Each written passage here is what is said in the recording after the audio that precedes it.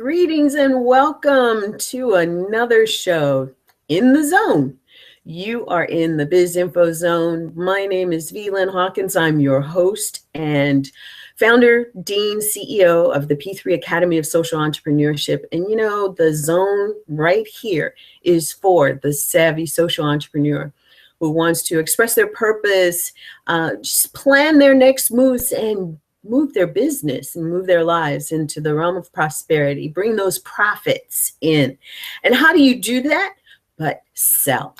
And my guest today is a wonderful, wonderful woman who's been in the world of sales and is changing the dynamics of sales because of her work. We now understand not just the differences in how men and women sell, but the differences in how men and women receive information to buy. So thanks for joining us today. I want to introduce my lovely guest, JUDY HOBERMAN. There is so much to say about her, and I'm just going to cut to the quick. I will post her resume, her bio, because I could go on and on. She is a speaker, she's a coach, she's a sales trainer, and she's a sales trainer for a national organization to help women in sales do bigger, better sales. She's an internet radio host and founder of Selling in a Skirt. She's author of the best-selling book of the same name, and she's here today to share her insights, her strategies, and her successes working with women and men about sales, all about sales. So JUDY, hi, welcome to the show. Say hello. Hello. Thank you so much for having me. I am super excited to be sharing today with you. Well, I am super excited you are here. This is one of my favorite topics, and I think because when I first started out, I was in sales. I've been in the commercial real estate world for eons, first in the executive and management level in the side of servicing, loan servicing to be exact. But then when I left that arena, I went into the space of sales, leasing, property management, and I really found an affinity for sales in that space. But you know, I had my sales, the head of sales, a guy, part of probably the old boys network, tell me that I was not sales material. Not that I wasn't because I was a woman, but because my style was different than what he knew worked for him in sales. And so I found it very interesting to see how I progressed continuing in sales, to have clients that came back numerous times, made referrals. And I started thinking there is something different about me in sales. This feels good to me. How could somebody say I'm not in the right space? But I really still didn't understand it. And so I'm so glad that you're here today to help us understand what some of those differences are, how we can bridge the gap, and how we can make bigger, better sales as women and men. You know, it's so funny that you say that, because when I was in sales, when I first started, I was the only female, similar to you, and my mentors were all men. And what they told me was, I asked too many questions, I make everyone my friend, and I was such a girl. And in the meantime, all I had were referrals after referrals after referrals, and they told me whatever I was doing was not duplicatable, so don't teach anybody how to do it. So I'm like, okay. And then you really keep the field of women in sales small. Well, you know, that brings up an interesting point, and I have to ask this question. How did you get on this journey to teaching sales to entrepreneurs, to women in business, in these professions? And, you know, how did this all come about for you? Well, I've been in sales for over 3 decades, and I've been in construction, I've been in copiers, I've been in security systems and insurance. And if you get the theme, it was all male dominated, not something I chose, but it was what was available. And as I started getting better in it, people started noticing me, because numbers don't lie. So it doesn't matter, I kept getting promoted because I knew I was female. That's the reason. But when you have numbers to back you up, there's no longer, oh, she's a girl. She actually knows what she's doing. But as I watched what was happening, similar to you, it's very difficult to try to be one of the boys. And that's what they want you to do, to get in, get out, and get the check. And I was taking too long on my appointments, but I closed. My ratio was very, very high. So what I decided after many, many years was, if I was starting all over, what would I have wanted? What would I have needed? And to be honest, it would have been a female mentor. And it wasn't like everybody says, oh, women don't want to help women. There were no women. So that was the reason why no one helped me. But I thought if I could go back and show women that you can be successful, to use your inherent qualities, and to teach men how, even though we're different, let's take those differences and let's try to make them assets instead of liabilities, it would work. And so that's why I decided to start my company, and that's what I do. I teach men and women how to sell, but I teach women that it's okay to be successful and you can still be a feminine salesperson. I'm so glad you brought that up, because that is the starting point. You really have to be in the space, the mindset that it's okay to sell. It's okay to close the deal. It's okay to be wealthy from selling. It's okay to teach others to do the same thing, because we are our unique selves.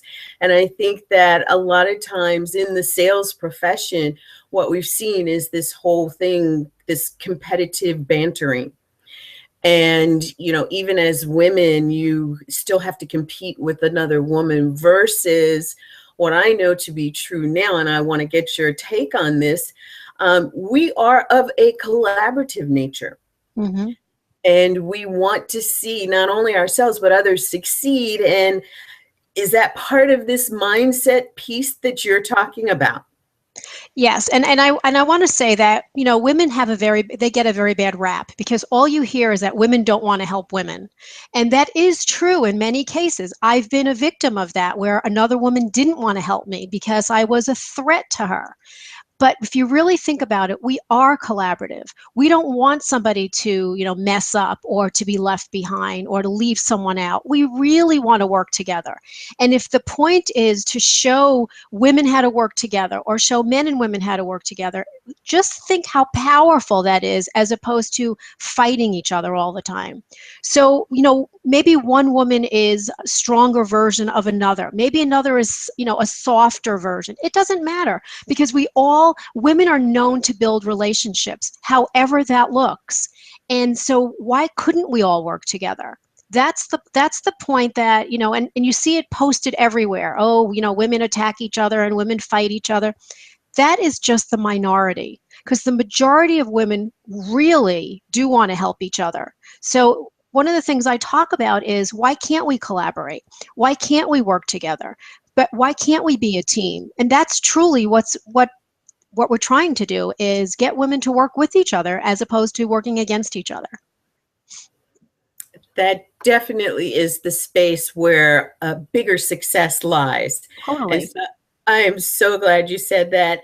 And, is there a certain focused approach that you use with women to open the thinking that this is even possible? Because, women in sales think that, and I'm guilty. I mean, I started out thinking, I went to all the sales trainings, Sandler, which was great. I learned a lot of really great stuff.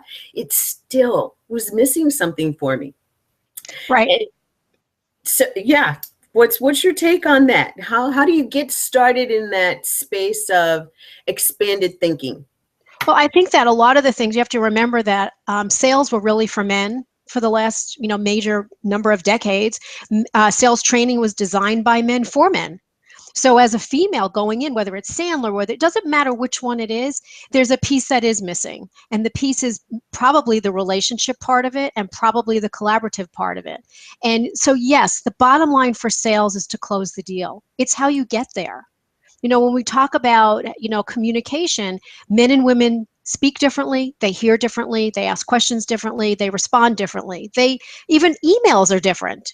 There's a lot of things that are different. So why not figure out like what the differences are and how we can incorporate them. Because honestly speaking, you don't want to do everything the way all the other women do either, because we're not 100% right. Men are not 100% right. I learned a lot from men. What I didn't learn was how to use what was part of me in the sales process. I already knew that my job was to get in, get out, and get the check. What I did was I found out why I was there. I didn't just do it. I didn't just say, this is what you need and give me a check. I didn't do that. I didn't pick up a phone and say, how much money is in your checking account? I didn't, when I was selling insurance, I didn't ask what prescription drugs they were on. I didn't ask those kind of questions. I waited until I got in front of somebody and built a relationship first. And I think that was the piece that was missing. So whatever sales training you take, you have to also put you into it. Because if it doesn't fit, it doesn't fit. Right, right. And so how do women go about setting sales goals? I'm one that actually looks at words an awful lot. And one of the things that I have recently come into a personal alignment with is that the word goals is two things. One, it's a masculine word. And two, it's definite. It's like you hit the goal and then what? You fall off the side of the cliff, or if you don't have another goal immediately set up, you're stuck. And I have incorporated a word that has a more feminine context and is a more feminine word called milestones. Mm-hmm. You can even hear the difference in the sounds of those words, and even to say milestone goals, because the male and the female were meant to work together to accomplish certain things. And I look at those two words as doing that. And the milestone says to me, hit that, and you've got a place to pause, take a breath, regenerate, rejuvenate, and then move on. Because my goal is, to accomplish all that I am here to do. And after that, I'm dead. So, my goal is like way far out there. What do I do in the interim? Right. And setting a whole lot of milestones seemed to me to be easier in the alignment with my divine feminine. What's your take on it? Yeah, and I like the word milestones. I think that one of the things we have to remember, though, is the purpose of sales is to get to a certain point. So whether it's a milestone or a goal, it doesn't matter. Milestone to me definitely sounds more feminine, but the bottom line is the bottom line. So what I always tell everybody is think about where you want to be. And I don't like when people say, where do you want to be in 10 years? Because that to me is so far away. Even though you blink and it's here, it's too far away. So when I ask somebody where they want to be, it's not just dollar-wise. I want to know how many clients they have. I want to know how many applications they've written. I want to know how many new products they've offered, because those are all pieces of the puzzle. It's not just dollars. And yeah, dollars is, you can, like I said before, you cannot fake numbers. So numbers are numbers. But what I also want to remind women, especially women, is when you reach that milestone or that little goal that you put out there, you have to celebrate it. Because otherwise, when we just jump right over it, it's like, when somebody had said to me, wow, I can't believe you did this. I said, yeah, great. And it wasn't like, thank you so much, that was great, and I stopped. I said, and now I'm going to do this. That's what we do. We tend to just gloss over everything that we do because it's almost like we take it for granted. And I think that when we stop and we celebrate those little milestones, it doesn't matter what it is. If I said to you by the end of October, I want to do this, and I gave you exactly what it was, then at the end of October, I'm going to say, guess what? I did it. And so now let's go out and have lunch together, or let's do this because I've reached what I was trying to do. And I think that's part of the goal setting is much more masculine because, yeah, you did it, next. And I think that that's what we lose. We lose the importance of each little step that we take. And celebrating them as accomplishments. I totally agree. Mm-hmm. Wow. So what are some of the key differences that you see in sales techniques that women can use to be more successful? Well, one of the big ones is, which is really our topic, is asking questions. And we are known to ask questions, and we do it for different reasons. Men will ask a question because they just want information. We want that same information, but we also want to build a relationship. And so there's different kinds of questions that men and women ask. Men will ask more of the close-ended, the who, what, when, where, why, how. Like, when do you want to start, and how much do you want to pay, and how do you want to pay it? Where we're not only going to ask those questions, we're really going to do more open-ended questions, where I make you speak to me. I make you have a conversation with me. It's like an oral essay. But what I'm going to find out in those questions is I'm going to find out your why. I did a lot of insurance sales for many decades. And so I knew somebody was going to buy life insurance or health insurance, but I needed to know why. You tell me why it's so important that you put this policy in place. It wasn't, do you want the policy? I got the same information, but I got the why. When you get the why, that's it. You've got it covered now, because now you can talk to them in their language. So one of the biggest differences is the way that we ask questions. The other thing is that we also listen differently. Men will listen, and they don't necessarily have a lot of eye contact. Women take everything in with their eyes and their ears. They put everything in front of them so they can get your body language, and they can get the things that you're saying. They hear it, they see it. So we listen differently. What I said before, even in an email, we have like this whole story that we have to give and we have to hear. Men are bullet points. So when you're working, when a man is working with a woman, he's got to give her the ability to speak her story. When a woman is working with a man, chances are he wants the bottom line. So give him the bullet point and let him say to you, tell me more about that. So we have, there's a lot of differences there. There's a lot of differences, but just, think about the story versus bullet points is a good one. I like that. I jotted that down, story versus bullet points, because it's clear that using the combination, especially if you've got a co-gender audience, is what really brings you success. But a lot of people just don't even know that those differences are so impactful. Right. So you had mentioned at one point that there are 4 simple words that you can employ in order to increase sales. Why don't you tell us, how did you get to these 4 simple words? What are they? Help us out in understanding all that. Okay, so I've been using this again for many decades. And the way it came about was when you are closing a sale, you're going to have objections.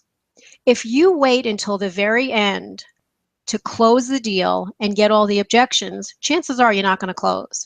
But during the question and answer period, like the little session that we have where I'm asking your opinion and you're giving me my, what I'm looking for and whatever, at that moment when we're doing all our fact finding, I'm going to ask you a question, and it is 4 simple words. And when I tell you what it is, you're probably going to roll your eyes and go, are you kidding? Because seriously, it's the best thing ever. And it's not manipulative, because what I'm going to do is I'm going to, again, make you speak to me. So I say to you, after I've done all the things and I've gotten all your information, I'm going to say, is there anything else? 4 simple words. Now, what happens is I'm giving you the opportunity to tell me that either I wasn't clear enough, or you still have questions, or there's something going on. And so when you say, actually there is, I'm going to start another conversation. So tell me what's going on, Lynn. What's the question, or what do you need, or blah, blah, blah. And when you tell me and I respond to it, I'm going to say, is there anything else? I just repeated the same question, and we can go back and forth 5 or 6 times. But at the last part, when I say to you, okay, so is there anything else? And you say, no, you've answered all my questions. What happens there is you've closed yourself. Because you've given me every objection, I've responded to every objection, and now you're saying you get it. Okay, that's great. And so we close, and it's a natural part of the process. I'm telling you, those 4 little words, is there anything else, is like, it is so powerful, and it sounds so ridiculous, but when you do it in the right spot, it works all the time. Wow. I can totally see that. I mean, it's even a perfect way to follow up. Absolutely. If you haven't had the opportunity to finish the conversation, you've reset an appointment, following up. Is there anything else? Is there anything else? Are there any other questions I might be able to answer for you? Is there anything? I love it. Yes, and you're right. Those are 4 simple words that we typically would not think could make such a big difference. And it really does, because what it's doing at that moment, now we're not even closing because we're not even trying to close yet. At that moment, they're going to say to you either, I can't start this until January, or what happens if, or do I also need to do this? These are the questions that they have in their mind, but nobody gives them an opportunity to give them those questions. So by doing that, you've opened up another line of communication. And I'm telling you, it's like, wow, that really works. Wow. And so tell us the story of one of your sales, and maybe, a big deal sales or a big sales deal that you've been able to go through this process and use these 4 little words and close the deal. Okay, and it's not that it was a big sale. It was something, very different. I was on an appointment, and it was a young family. It was for life insurance. It was a young family with 2 little children, and we went back and forth what they were looking for, what they could afford, and you just do your regular fact finding.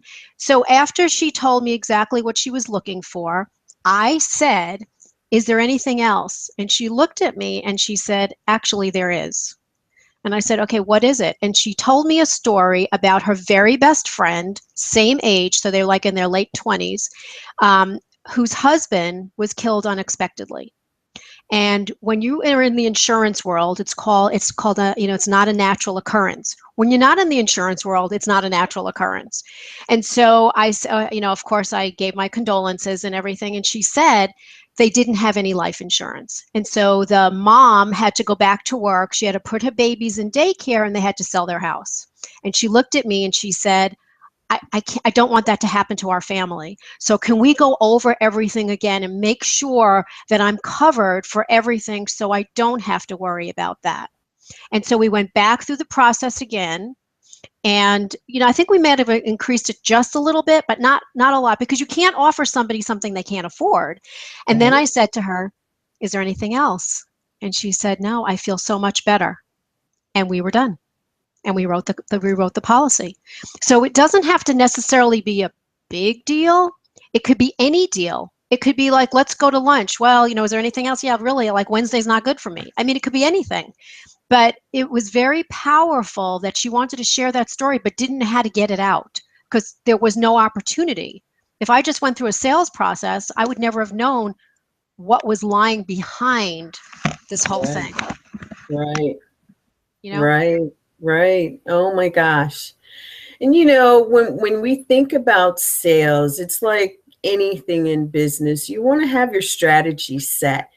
Most people think about sales and it's like a process versus a strategy.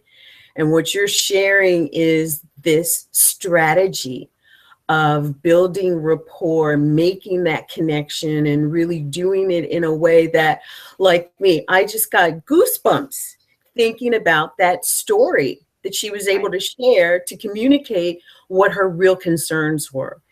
And, looking at strategy, what's another strategy that we might employ to really make this sales process more effective, easier? I'm all about the ease and grace and, being in joy so that you can deliver joy and be in joy on the other side. Well, I think part of it is, like I said, women are known for building relationships. So as a salesperson, you want to ask questions that bring you into their life. So let's say, for the sake of argument, I was selling cars, and I was selling a car to you, and you're telling me that what you're looking for is a car that would get the kids to soccer or field hockey or whatever it was. Well, I'm going to say, "Oh, so your kids play sports. Where do they play?" and you're going to tell me. And then I'm going to say something like, so how are they doing? You know, what position does your son or daughter play? And so do you know that also on the way to their games, they're probably hungry? Well, we've got cup holders and things like that where we are now in the same space. And you're thinking that I am now a friend because you can trust me because I got it. I understood what you were saying because I brought us into the same conversation. So all you really want to do is you want to take that relationship and just start bringing it. Now, I'm not talking about being a phony friend because that you could see right through. But if you show that you're interested, then people will trust you. And I always tell people you want to be interested, not interesting. Because you don't care about me, honestly. I mean, as sad as that sounds, as a salesperson, you don't care about me. Not yet, anyway. I have to care about you. It's about you. I tell people, take the spotlight, take it off you, and turn it onto your client because it isn't about you. And salespeople generally like to talk about themselves. We do. We like to tell you every little thing. But in reality, you don't care. The salesperson has to be the one that is interested. So it's just another strategy of just talking about what you've told me and bringing it back around. It's the whole 360-degree view of better communication, Right. of best communication. And I know that too, where women are concerned, whether you're in the holistic field or, the professional sector, if you're a lawyer or a doctor, a lot of times you don't think about the aspect that everything that you do, you are selling. You're selling yourself. You're selling what you do. You're selling how you do it. And I recently had a conversation in a group that they didn't even think that. I said, you're selling yourself to get up in the morning and do your thing, brush your teeth, the whole 9 yards. Do you see that as a sales conversation? And I was surprised that, each of them said that they didn't. And how is it that you express to women that, first of all, sales is okay? Well, that's a whole different story because most people think sales are slimy. And, a lot of the direct sales companies, when I go in and do training, they ask me not to mention sales because they're not salespeople. And, I have to scratch my head and say, but you're in a direct sales field. They like to share. They don't like to sell. So we call it sharing. I mean, maybe sometimes you just have to change the name.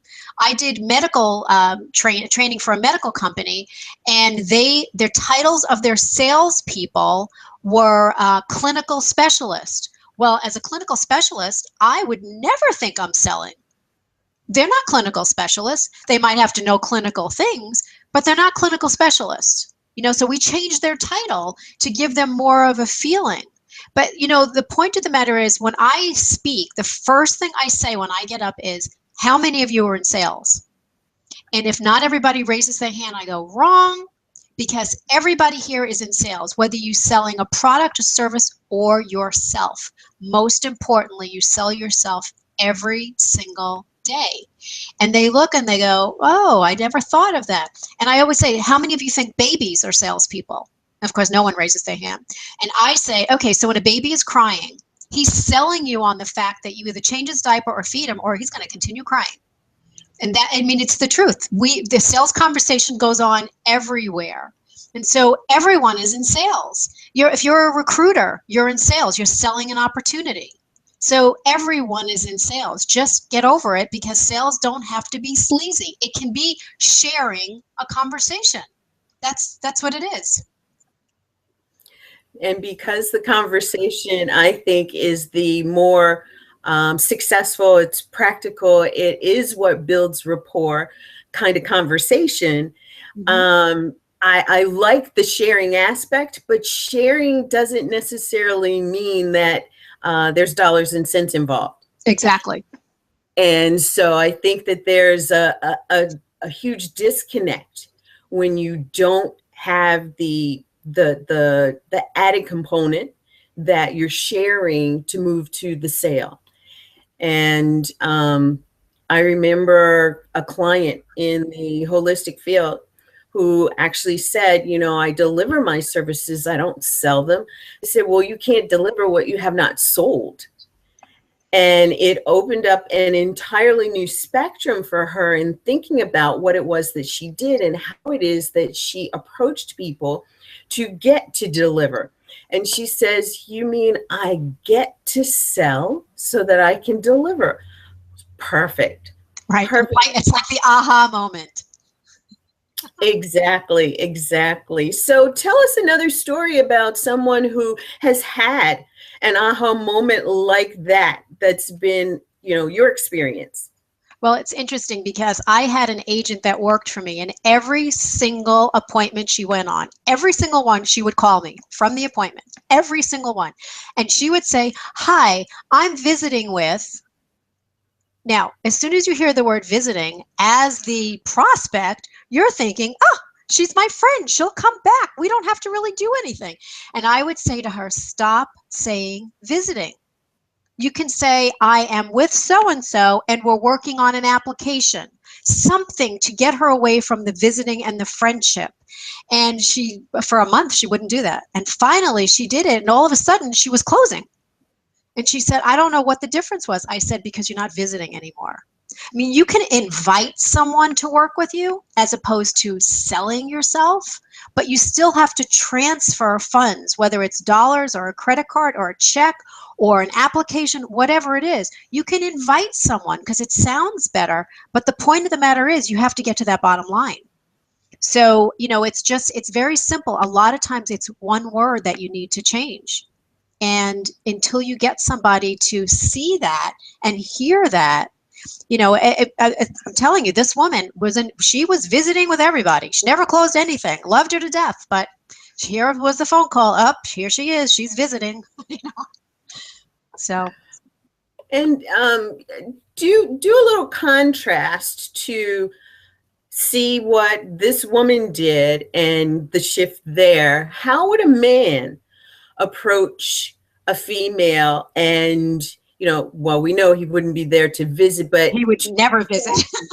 to soften that harder type of approach. Well, I think that, men do have the ability of building relationships. A lot of them are just much more decisive. People like to work with men more because they don't take up as much time, but they also don't have a lot of the long-lasting relationships. When we used to do insurance and we would watch how people's business would, the retainment of a business policy versus male or female, the females would always have a much higher rate of retention because there was that relationship. And if you were like the get in, get out, and get the check, and then someone would call you, a lot of times it was because they didn't understand and they don't want it anymore. With a woman, it was more like, I have a question about this, and so you smooth it over.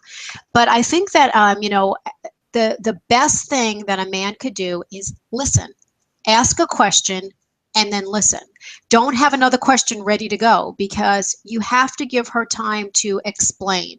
If you think about a male manager that has a female salesperson and asks a question, did you make the sale?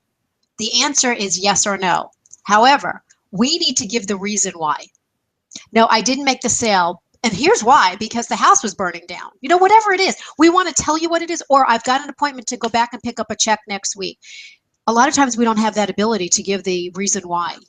And we need to be able to do that. So a male, whether you're the selling to or selling with or working with or, whatever, you have to let women give you their story. And I don't mean a long drawn out dissertation. Just give us a chance to tell you the reason why it is or isn't.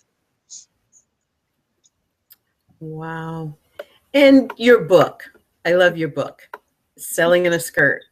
Mm-hmm. Tell us a little bit about the book, what people might be able to ascertain from reading the book, and why that book was written.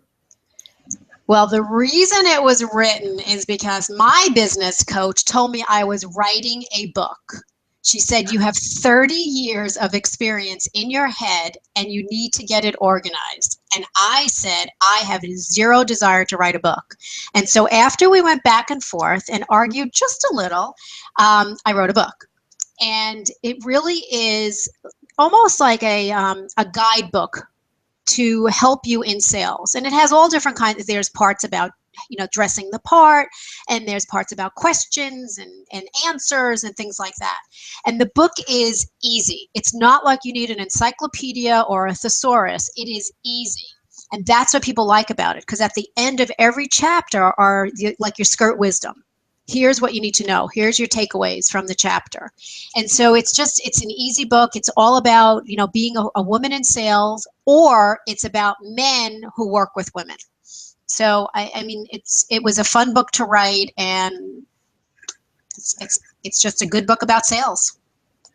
I love it. Give us one of those skirt wisdom points.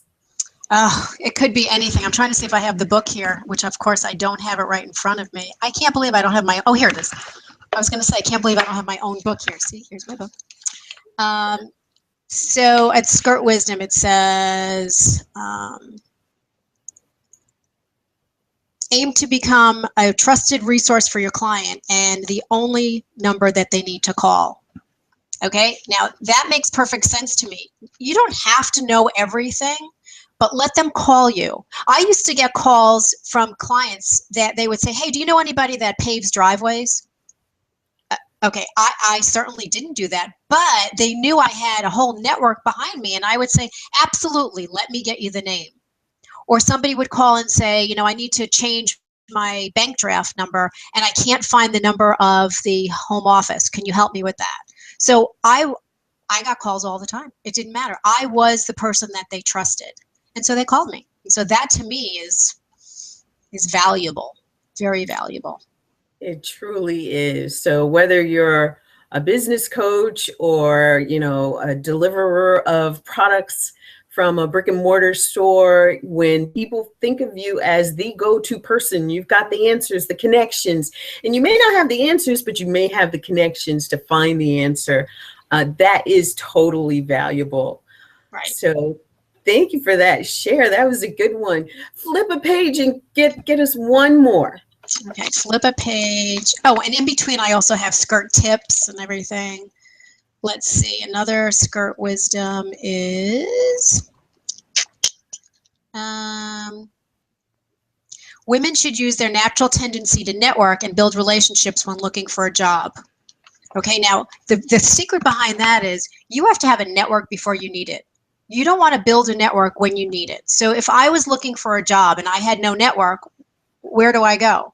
But if I had already built up this network of people that I knew and I said, you know what, I'm looking for a job and here's what I'm looking for, I could reach out to my network and somebody would find me something somewhere. If I'm looking to promote a product, I have people in my network that I know. All I have to do is pick up the phone and say, hey, this is what I'm trying to do. Who should I call? And they'll give me a list of people. So always build your network before you need it. It's like when we were in high school and you would say it's very easy to get a boyfriend when you already have one. Same thing. Oh, great wisdom. Great wisdom. And I have this philosophy around, seeing myself as two things in my business. One, the CEO of my business and, being in that leadership role and really claiming I'm the CEO of my business. I noticed that a lot of women are kind of afraid of that. And I'll put it out there as being afraid of that because they see an entirely different level of responsibility coming when I claim I'm the CEO. Right. You do a lot of work with women business owners, women entrepreneurs. What have you found as far as the women who are more successful in business and their philosophy of really standing in that space of CEO? Well, I'll tell you one thing. My business coach said what changed her entire business is when she took on that title of CEO and owned it. Because what she said, the job of a CEO is to make sure that the company is profitable. And once she did that, as opposed to being only the worker bee, which you have to be as well if you're an entrepreneur, her whole entire business changed because her whole mindset changed. And I think that a lot of times women that start a business or are trying to start a business, they don't really have the mindset of a business as opposed to of a hobby. And I think that's a whole different mindset. Just because you're a great baker doesn't mean that you should start a business baking. You know, you have to have the mindset of here's what I want to do. And a lot of women are afraid of being successful. I know that sounds really silly. They're not as afraid of failing because everybody fails. They're more afraid of succeeding. Because what happens if you really got to be successful? So, you know, I think that that's part of that whole mindset. And you have to have, you know what they always say, put out into the universe what it is that you want and make sure your mind sees it as well. Because what happens if it comes true? I mean, you have to be prepared, you know? Absolutely. There's nothing like having, something really great and then be influenced into the Oprah effect. I was just going to say Oprah. I was just going to say that. You know how many businesses she's ruined because she puts them out as her favorite thing and they're not ready? Like, why the heck would you go on to Oprah if you aren't ready to produce millions of things? So yeah, that's exactly what I was thinking. Oh my gosh. So let's go back to this space of better communication, especially when we have women who are in business and in this, this leadership role of their business, the CEO space of their business with this responsibility of being profitable. Mm-hmm. I thought it was quite interesting for you to really address that there are so many women who have a bigger fear of success. And I think that happens, and I'd love to get your take on this, when they don't see themselves as the CEO, as the deal maker, as being responsible for making the deal, delivering it. It actually reminds me of that old commercial about, I don't even know what it was about, where the woman was, I can bring home the bacon, I can put it in a pan, I can, take care of the kids and the hubby too, and all of this stuff, being superwoman. And do you think that superwoman thing women have learned to, I don't want to say reject, but step back from, and because of stepping back, they don't want to accept the responsibility of CEO, of leader, of deal maker? Well, I think that there's so many pieces to that because, first of all, think about when we were little girls. Some of the things that our parents told us back then, we believed. Or we heard so many times, like, money is the root to all evil.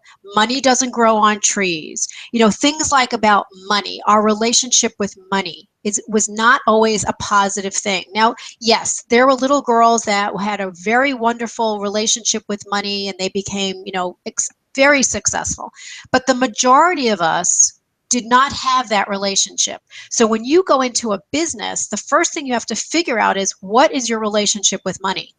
Because that is the difference between being successful and not, being, living a life of abundance as opposed to not. And I think that when you are in charge of making the deals, money comes into play. You have to decide, like, how are you going to ask for money? I have a friend who is very big into marketing and everything, and we were talking about this very subject. And then I had just started my company, and she said to me, "Here's what I want you to do. I want you to look in the mirror, and I want you to say, it's $20,000, and here's what you get." When you can say that without gulping or sweating or laughing or stuttering or whatever else, you're ready to ask for money. So of course, what do? I go in front of the mirror and I go, "It's $20,000, and here's what you get," and I start cracking up. Because it just made no sense to me that I was going to ask somebody like that for money. So I think that we have to get over in our head what this relationship is, and that it's okay to make money. We're allowed to do that. But when you go back to the superwoman and the frying up the bacon and all of that and whatever, it's really because we always put ourselves last. We have to do everything. And so why not put our company last? We have to take care of the kids. We have to make sure our husband is taken care of. We have to do this. We have to make dinner. We have to go dry cleaning. We have to pick up daycare, whatever it is. Oh, and by the way, I have a company. Yeah, but, and we'll see how it works. So I think it's all of those things put together.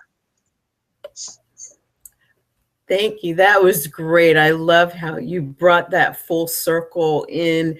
It's nobody's fault. A lot of times too, women think, well, I blame my parents. I blame, the economy. I blame, it's somebody else's fault. And, there are places where we really do have to step up and take responsibility, owning whatever it is that is our reality. Yet all of these things come into play. Is there one technique or one thing that you can put out there to give women the opportunity to say, maybe that will help. Maybe if I try that, it may help. What's one thing that you are, say, recommending to people to do to shift this? Well, I mean, the thing in the mirror was actually really good for me, but somebody had said to me that I look like Neiman Marcus, but I'm charging like Walmart. And I thought, oh my God, what the heck does that mean? But really, I was afraid to ask for money. Now, I'm a sales trainer. Okay, I train people how to do this. But when I had to do it for myself, totally different story. So what I would do is I would say, I'm worth it. I am worth this. What I know is I'm selling someone 30 years of experience. And so that's worth a lot of money. I am certainly not charging enough. And so I would come up with what I thought was a reasonable amount, and then I would increase it. And I would, so if somebody said to me, wow, that's really too expensive, I'd say, I'm worth it, basically, without saying it like that. But I had to get that through my head. And you have to understand that you are worth it. You are the expert in whatever you're doing. So own it. Become the expert. And whether it takes you to write a book or write an article or be on a radio show or get interviewed, you'll start to realize that you are worth it. And it is okay to make money. You're allowed to do that. That's what this world allows us to do, is that, we can make money and it's okay to do that. And I always tell, my clients, charge what you think you're worth. But I always make them tell me what they're going to charge. And I look at them going, no way, you have got to up it. And most of the time they do. So just, you have to own it. It's okay. You're allowed to do this and you deserve it. Beautifully said. I love that, because we really want to give ourselves the benefit of standing in that kind of personal power from the heart, from the head, where they meet and express, I am worth it, and continue in practicing that until you really begin to believe it, so that you can ask for the money.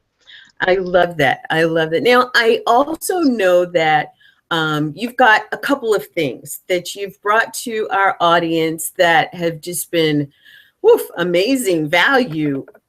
Please share some of that with us now, if you would.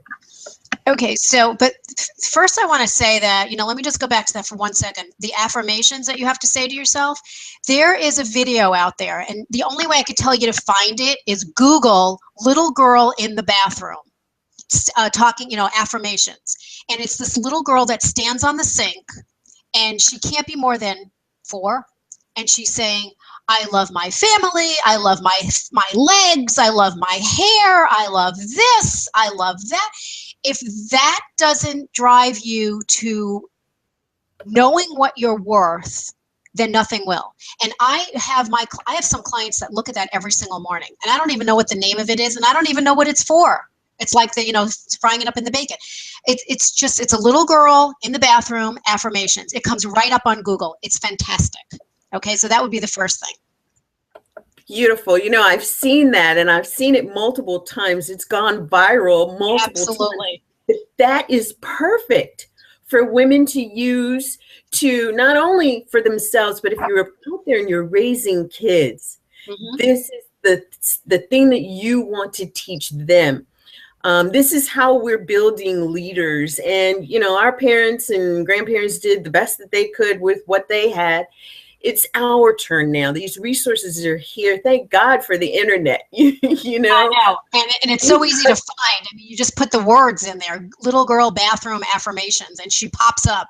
And it really is fantastic. Fantastic. But what I was going to, you know, what you had asked me is one of the things that I'd love to give your audience is an ebook that I wrote, and it's called Skirting the Issues. And it really is like it's 7 different steps, and it really covers lots of different things, whether it's questions, whether it's answers, whatever it is. And you can get it at sellinginaskirt.com/special-offer. And it'll, you know, go right into your mailbox. It's free. It's awesome. It's awesome. Thank you so much. I will be putting that link out there for our community. And let me just check and see if there are any questions out here. Okay.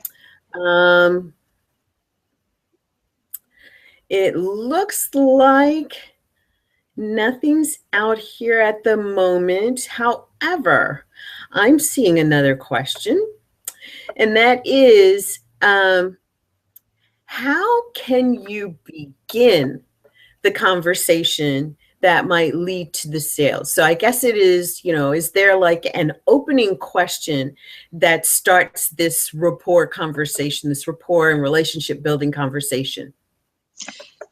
It really can be almost any question that's an open-ended question. So if we're sitting there and I'm a realtor and we're just chatting about houses, I might say to you, so tell me, why is Dallas so important to you to live in?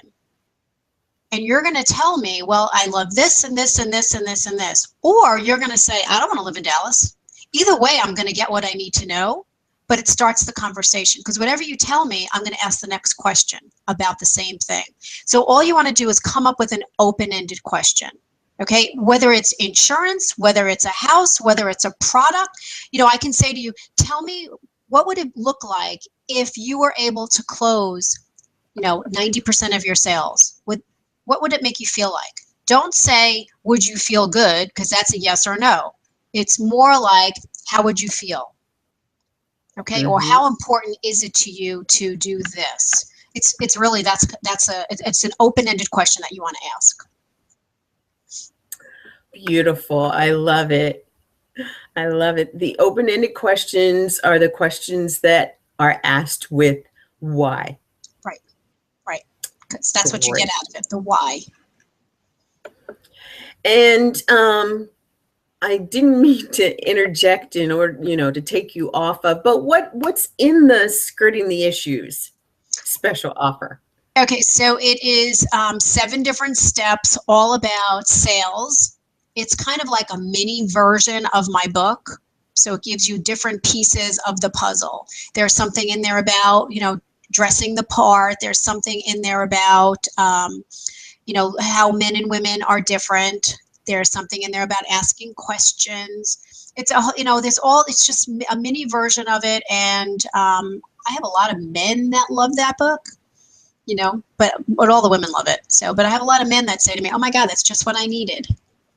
Oh, great. So it's a great gifter, even, you know, Absolutely. To get and beautiful, beautiful. And then I know that, and this is what is really most interesting to me.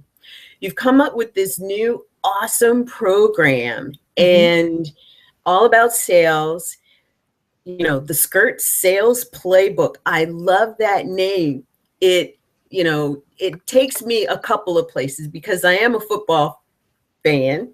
Exactly. And when I think of the playbook, I'm looking at, you know, the coach's playbook. And it's something that I've incorporated into my business because as a coach, I've got my own playbook. So in a lot of businesses, the sales playbook, the coach's playbook, the author's playbook. And tell us a little bit about that program we've got coming up. Well, there's my playbook. Can you see it? Yeah. That's what it is. So it looks like a coach's playbook. It's really about the word skirt, and everybody assumes skirt is the article of clothing, but it isn't. The S is for standing out. How do you stand out in this crazy, noisy world? The K is keys to success. How do you get there? The I is inspiration. Do you need to be inspired or do you inspire others? What is it that gets you out of bed in the morning? The R obviously is results because we have to talk about results. And then the T is the big one, is time management. How do you manage? How do you juggle all of these balls and make sure it comes down in the right piece? So it's a 6-week online course where you can either do it in 6 weeks or you could do it in 60 weeks. It doesn't matter. As much, as fast or as slow as you want to do it. It's audios, it's videos, there's a lot of work that you do. And the interesting thing is that the women that have gone through it have said, I can't believe what I didn't know about my business, but more importantly, what I didn't know about myself. So it really is a transformational product, an offering. I love it. And I seriously, it's probably the best thing I've ever done. And I had so much fun doing it. And it's just, it's an awesome course. Wow. Well, that's beautiful. And we will be putting the link. I'll be putting the link to the Skirt Sales Playbook program out there as well, so that everybody will know how to not just connect with Judy, but to connect and get this great information about how you can become a better salesperson in your own business. Because we're selling every day. We're selling everything. We're selling ourselves. We're selling our services. We're selling our products. We're selling those who we are partnering and collaborating with. And there's a way to do that to make it a successful process. And I have to tell you my why for doing what I'm doing with the Biz Info Zone show, with the P3 Academy of Social Entrepreneurship. And it is truly to change the landscape of successful, wildly successful women-owned businesses. Because, you know, everybody hears about women-owned businesses in this space of failure rates. I'm looking at the paradigm shift. Let's focus on increasing the number of successful women-owned businesses. And we can do that by participating, by being a part of the Biz Info Zone, the Academy, Selling in a Skirt, and the work that with the people that come here to share their information with this audience. And I am so grateful that Judy came here today. This information has been powerful. And if there's anybody that's out there that'd like to jump into the after show with us, I'm going to post the link. You can come on in, spend some time with us. We'll be here for a few more minutes and just enjoy the fact that there are people who are willing to pour into you, your life, your business, and help you to grow with ease and grace, and just make things better in your life, your world, and make a bigger difference in the world. You know, Judy, one of my biggest mantras is make more money, do more good. And that is what I teach. That is what I bring through the Biz Info Zone shows and the Zone and with my guests. And I'm so grateful that you were here with me today. Thank you so much. Thank you. It was awesome. Is there any one thing that you would like to leave with our audience to let them know, pull all of this together for us? Okay, so my mantra is women want to be treated equally, not identically. So don't assume that you are one of the boys, because you're not. You're never going to be, you never should be. But you want to be treated the same way. But my biggest thing is, in order for you to be successful, you have to stay focused. You have to be able to know what your job is, and that's the same way that you just said why you do what you do. Know your why and stay focused on it. Just because you're a female doesn't mean you have to say yes to everything, and we do that because we don't want to hurt anyone's feelings. So stay focused, know what your why is, and prioritize. The stuff that someone else could do, let them do, and don't worry about it. The stuff that only you can do is the stuff that you should be doing. And just know your why. Well, thank you, Judy. That was beautiful and beautifully said. Know your why. And I would love to invite our audience to just come in with us. I posted the link. Join us for a couple of minutes if you'd like. Say hello to Judy. And we will see you back here. I will see you back here next week, same place, same time, in the zone, the Biz Info Zone. My name is V. Hawkins. I'm your host, and I just want to say thanks for joining us. Post some comments, subscribe to my YouTube channel, and you will find all of the information right here on this page. And you'll see the links to Judy's program and the gift, and we'll see you next week. Thanks. Bye for now.